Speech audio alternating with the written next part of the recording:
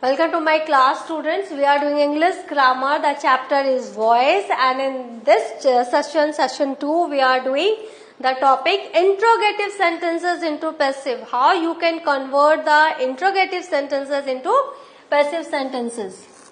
Now, what are the interrogative sentences? Interrogative sentences are commonly grouped into question word beginning, that is WH, and auxiliary beginning, that is AB, that auxiliary beginning, और yes or no questions. तो तीन तरह के group है. पहले तो आपका question word why, how, what, where, when, और उसके बाद auxiliary is, are, do, will, shall, has, have, इस तरह से, और फिर yes or no जिसके जो आंसर क्लोज एंडेड जो क्वेश्चन होते हैं. The primary auxiliary verb do, does or did does not appear in the passive form. पहला रूल आप ये देख लीजिए, जब एक्टिव में अगर रहेगा ये, लेकिन पैसिव में आप इसको नहीं रिपीट कर रहे हो डू, डज या डिड को, the verbs has, have, had, will, shall, can, may et cetera do not change their position at the beginning of the sentence and the active voice is changed to the passive. और ये आपका दूसरा rule है कि ये जो verbs है has, have, had, will, shall, can, may, ये अपने पोजीशन को चेंज नहीं करेंगे जब आप इनको पैसिव में उसको आप बदलोगे. एक्टिव में वो जहां जिस पोजीशन में यहाँ पर वैसे ही रहेंगे. नाउ प्रेजेंट टेंस में हम देख लेते हैं. सिंपल प्रेजेंट टेंस आपको पता है, present, simple present continuous and perfect, perfect continuous. तो सिंपल प्रेजेंट टेंस में क्वेश्चन वर्ड बिगनिंग, राइट. तो एक्टिव वॉइस में हम देख रहे हैं क्या फॉर्मेट है. This is the format. Question word whatever, what, then when, where, how, when, जो भी, plus do, does according to the person, plus subject, plus verb, plus object, और उसके बाद ये क्वेश्चन मार्क. तो ये आपका फॉर्मेट है. तो हाउ, ये देखो क्वेश्चन वर्ड आ गया. डू, क्योंकि यू आपका सब्जेक्ट है तो डू, फिर आ गया आपका वर्ब राइट, और फिर आपका ऑब्जेक्ट आ गया स्टोरीज, और वो क्वेश्चन मार्क है. तो ये आपका है एक्टिव. एक्टिव में हम ऐसे क्वेश्चन में how do you right stories, ये आपने क्वेश्चंस लिखा. अब इसको पैसिव में कैसे बदलेंगे. Question word as it is रहेगा, उसके बाद ऑब्जेक्ट जैसे है उसके रूल्स के हिसाब से आपको ऑक्सिलरी लगाना है. सिंगुलर है तो क्या, प्लूरल है तो क्या. तो यहाँ इज, एम, आर, प्लस जो ऑब्जेक्ट है वो आ जाएगा, प्लस वर्ब का थर्ड फॉर्म आ जाएगा, उसके बाद बाय, और उसके बाद सब्जेक्ट. ये फॉर्मेट है पैसिव बनाने के लिए. तो हम यहाँ देखा हाउ एज इट इज है, हाउ आर, ये देखो डू की जगह आर आया क्योंकि यहाँ पे स्टोरीज हैं. स्टोरीज के लिए हमने आर लिखा. Verb how are stories written by you, यहाँ पर राइट है बेस फॉर्म, तो उसका हमने थर्ड फॉर्म लिखा written by you the subject. How are stories written by you? आप एक फॉर्मेट अगर जान लेंगे तो you can place the words accordingly. उसके बाद आपको कोई दिक्कत नहीं होगी. तो मैं सजेस्ट करूंगी जस्ट जैसे आप मैथ्स के फॉर्मूलाज लिखते हो इस तरह से फॉर्मेट्स लिख के रखो ग्रामेटिकल रूल्स के. तो कभी भी आपको कभी भी कुछ भी रॉन्ग नहीं होगा. Now auxiliary beginning active voice में do, does, plus subject, plus verb, plus object. Does George blame his wife? तो does आ गया क्योंकि George सिंगुलर है. blame his wife. Passive voice में is, am, are, plus object, plus verb 3, plus by, plus subject. तो is his wife blamed by George? तो wife है तो is his wife blamed by George. तो इस तरह से आपने देखा कि हमने किस तरह से, चूंकि ऐसे प्रेजेंट है तो इज आएगा. Now present continuous tense, question word beginning, active voice, format same है. Question word plus is, am, are, plus subject, plus verb, plus ING. क्योंकि यहाँ पर कंटिन्यूअस है. ing plus object. Why is Tom making this box? तो यहाँ passive में क्या आएगा format? Question word plus is am are plus object plus being plus verb 3 plus by plus subject. तो why is this box being made by Tom? तो आपने देखा making को हमने क्या किया? Being made. राइट. तो इस तरह से आपको क्वेश्चन में ही एक्टिव पैसिव बनाना है. And then question mark will be as it is. Now again auxiliary beginning is am are plus subject plus verb plus ING plus object plus आपका question mark. Are they playing cricket? देखो पूरा format आया है. Are यहाँ आया है, subject यहाँ आया है, वर्ब आया है, आईएनजी आया है और यहाँ ऑब्जेक्ट आया है. तो आपको कुछ सोचने की जरूरत ही नहीं है, आप सिर्फ फॉर्मेट याद कर लो. पैसिव में कैसे है? इज एम आर क्योंकि क्वेश्चन है plus object plus being plus verb 3 plus by plus subject. यहाँ देखो इज आ गया, ऑब्जेक्ट आ गया, बीइंग आ गया, फिर आपका वर्ब का थर्ड फॉर्म आ गया, बाय आ गया, फिर सब्जेक्ट आ गया. Is there any change? No change, only format is followed. Now present perfect tense, question word beginning, active voice, question word plus has have plus subject plus verb 3 plus object. तो how have they written the exam? क्योंकि ये present perfect है तो how have. तो passive voice, question word plus has have plus object plus been plus verb third plus by plus subject. How has the exam been written by them? तो हम exam के लेंगे तो यहाँ has. और यहाँ दे को लेकर देश के अकॉर्डिंग हमने यहाँ ऑक्सिलरी वर्ब लगाया. यहाँ एग्जाम के अकॉर्डिंगली हमने ऑक्सिलरी वर्ब लगाया. Now auxiliary beginning active voice has have plus subject plus verb 3 plus object.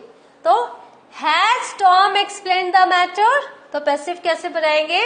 Has have plus object plus been plus verb 3 plus by plus subject. Has the matter been explained by Tom? तो इस हिसाब देखो जैसे format है वैसे ही हमने इसको लिया है. और ये once you learn the format you don't have any problem. Your sentences are always correct. Now past tense, simple past tense, question word beginning, active voice में question word plus did. past में सबसे अच्छी बात यह है कि person और number की अकॉर्डिंग आपको चेंज नहीं करना है. डिड रहेगा हर जगह plus subject plus verb plus object. तो when did Robert give the letter? अगर रॉबर्ट की जगह दे होता प्लूरल तो भी डिड ही आता.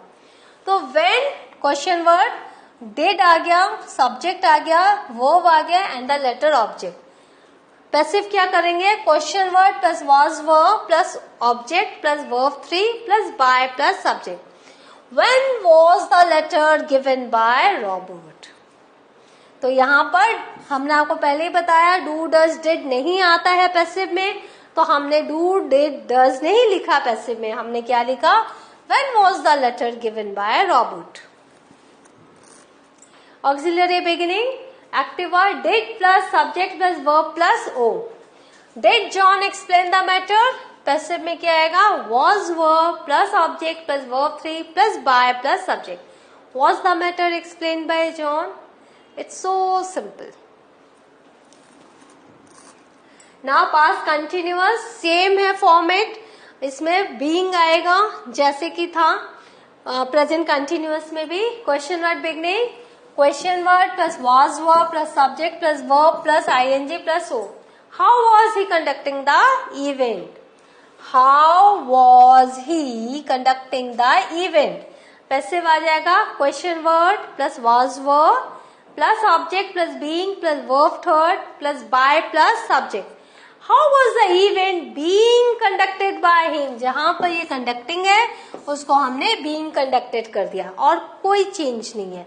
According to the number यहाँ पर was है और यहाँ पे चूंकि सिंगुलर था तो ये was है. अब प्लूरल रहता तो ये were हो जाता. Now auxiliary beginning was were क्योंकि past है plus subject plus verb plus ing plus object. Were the students studying grammar? तो आपको क्वेश्चन मार्क यही लगाना है। तो यहाँ होगा passive was verb plus object plus being plus verb 3 plus by plus subject. Was grammar being studied by the students?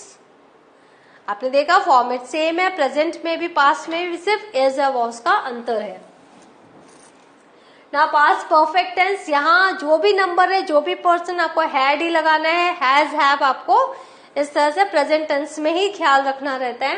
Question word beginning active voice, question word plus had plus subject plus verb 3 plus ओ।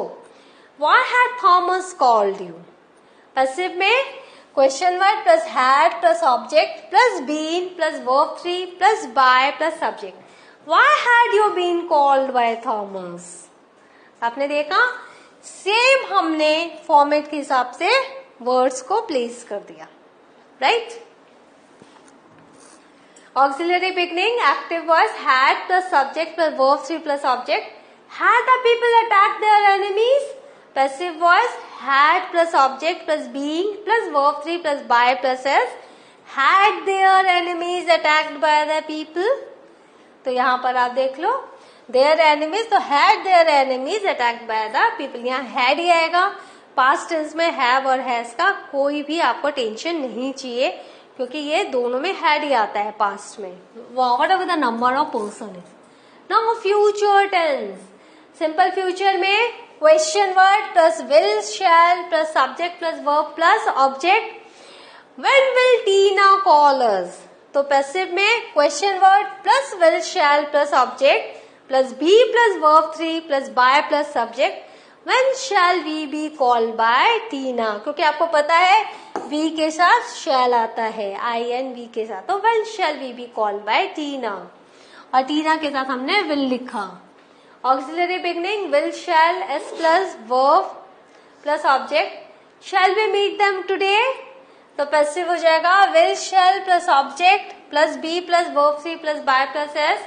तो यहाँ का will they B, them क्या हो जाएगा? They be met today by us.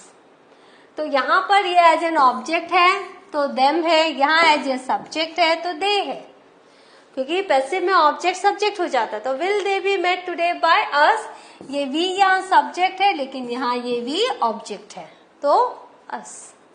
तो इस तरह से आप देख रहे हो कि फ्यूचर में भी हमने कैसे किया। अब कंटिन्यूअस देख लो। Active voice question word plus will shall plus subject plus be plus verb plus ING plus object. When will he be writing the novel? Passive में question word plus will shall plus object plus be plus being plus verb 3 plus by plus subject. When will the novel be being written by him? तो जब आप ऐसे भी लिखोगे future tense में, जब आप पास्ट टेंस में भी कुछ लिखोगे, प्रेजेंट टेंस में भी लिखोगे, आपको पैसिव में लिखना रहेगा। तो आप ये रूल आपको फॉलो करना है और आपकी कहीं भी कोई भी राइटिंग आपकी रॉन्ग नहीं कंसीडर की जाएगी। Now auxiliary beginning will shall plus subject plus be plus verb plus ING plus object. Shall we be discussing the matter? तो पैसिव में क्या आएगा? will shall plus object plus be plus being plus verb 3 plus by plus subject. Will the matters be being discussed by us? देखो same है, जो यहाँ object है वो यहाँ सब्जेक्ट बन गया है, जो यहाँ सब्जेक्ट है वो यहाँ ऑब्जेक्ट बन गया है।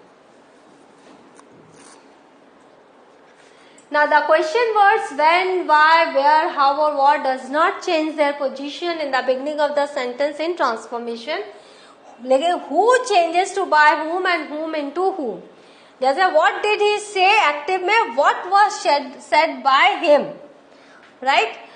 Whom did you invite? Who was invited by you. यहाँ पे देखो ये what है, इसने पोजीशन अपनी चेंज नहीं की है, लेकिन जो whom है वो यहाँ who हो गया है, और whom did you invite? Who was invited by you?